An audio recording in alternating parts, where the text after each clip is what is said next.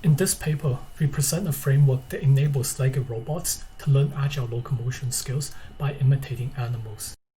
Animals are able to perform impressive feats of agility. Robots are also able to replicate some of these agile behaviors. But designing controllers that enable Lego robots to reproduce these skills can be a very time-consuming and difficult process. Imitating animal behaviors can be a general approach for learning controllers for a rich variety of skills. In this paper, we present a framework for learning robotic locomotion skills from animal data. Our framework consists of three components. First, given motion data recorded from a real animal, we retarget the motion from the animal's morphology to the robot's morphology. Then, we apply reinforcement learning to train a control policy to imitate the motion in simulation. Once we have trained a policy in simulation, we then transfer the policy from simulation to a real robot by using a sample-efficient domain adaptation technique. Next, we'll be going through the details of these different components, starting with motion retargeting. A real-world animal will often have a different morphology than that of a robot. So before a robot can imitate a given reference motion, the motion first has to be retargeted to the robot's morphology. To retarget a motion, we first specify key points on the animal's body, such as the feet and the hips, and then we specify corresponding key points on the robot's body. Key points are then extracted from each frame of the motion and then mapped to corresponding key points on the robot. Inverse kinematics is then used to compute a kinematic pose trajectory that enables the robot to track the key points. Here are some examples of motions that were retargeted from a real dog. However, the retargeted reference motion may not be dynamically feasible for the robot.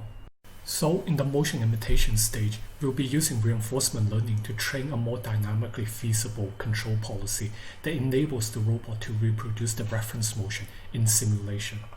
The policies are trained using a reward function that encourages the policy to minimize the pose error between the reference motion and the simulated robot. So, for the most part, the policies are just being trained to try and minimize the tracking error.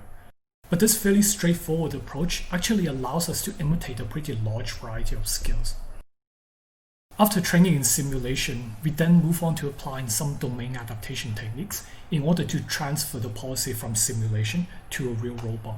To transfer a policy from simulation to the real world, we start by randomizing the dynamics of the simulation during training. The dynamics parameters include mass, inertia, motor strength, motor friction, latency, and lateral friction. These parameters are then also collected into a vector and then encoded into a latent dynamics representation. This latent encoding is then also passed as an additional input to the policy. When transferring a policy to the real world, we remove the encoder and then directly search for latent encoding that enables the policy to execute that skill on the real robot. Here are examples of policies before and after adaptation being deployed on the real robot. Before adaptation, the policy is prone to falling. After adaptation, the policy is able to better maintain balance. Our method is also able to successfully transfer this fast spinning motion. And we are also able to get the robot to imitate a pretty fast backwards trotting motion. In general, this method is able to adapt policies to new environments with a pretty small number of trials. Here are some plots showing the adaptation process to different random simulated environments. On the x-axis, we have the number of episodes that were collected during the adaptation process. And on the y-axis, we have the performance of the policies for these different random environments. The adaptation process is generally able to find a good policy in about 30 episodes, which roughly corresponds to a few minutes of data in each environment. In addition to imitating mocap data recorded from real animals, our system can also imitate keyframe animations generated by an artist. We can also imitate a pretty dynamic hop-turn motion, and the robot is able to jump a decent ways off the ground. Next, we compare our method to baseline policies trained without randomization in simulation, and policies that were trained with randomization but does not perform adaptation in the real world. The other methods struggle to cope with differences between simulated and real-world dynamics. Our method is able to better transfer policies to a real robot. If you want to learn more about this work, feel free to check out the paper and project page. Thank you for watching.